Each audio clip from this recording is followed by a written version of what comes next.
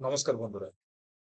একদিকে ট্রাম্প বলছেন শান্তি চুক্তি হয়ে গেছে, আরেকদিকে ইসরায়েল ও ইরানের বক্তব্য শুনলে মনে হচ্ছে গল্পটা এতটা সহজ নয়। 3 মাস আগে আমেরিকা ও ইসরায়েল যখন ইরানের বিরুদ্ধে তাদের সামরিক অভিযান শুরু করে, তখন লক্ষ্যটা ছিল স্পষ্ট। এক, ইরানের পরমাণু কর্মসূচি বন্ধ করা। দুই, ইরানকে সামরিকভাবে আরো দুর্বল করা।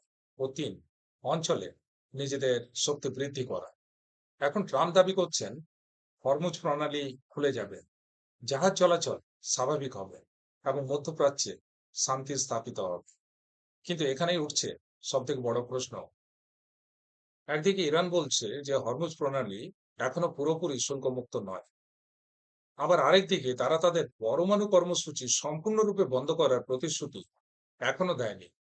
ওদিকে ইসরায়েল জানিয়েছে যে ট্রাম্পের এই সিদ্ধান্ত তাদের জন্য বাধ্যতামূলক নয়, অর্থাৎ ভবিষ্যতে তারা নিজেদের নিরাপত্তার স্বার্থে স্বাধীন সিদ্ধান্ত নিতেই পারে। তাহলে এই চুক্তি আসল অর্থটা কি? আমার মতে এটা যুদ্ধের শেষ নয়, বরং এক নতুন কূটনৈতিক অধ্যায়ের শুরু। যুদ্ধ থামানোর ঘোষণা হয়েছে ঠিকই, কিন্তু যুদ্ধের কারণগুলো এখনো থেকে গেছে। এখন আমাদের নজর থাকবে আগামী 60 দিনের আলোচনার দিকে, কারণ সেখানেই ঠিক হবে এই চুক্তি শান্তি আনবে, না এটা সাময়িক একটা বিরতি মাত্র। অবশ্য এ বিষয়ে আপনারা কি মনে করেন?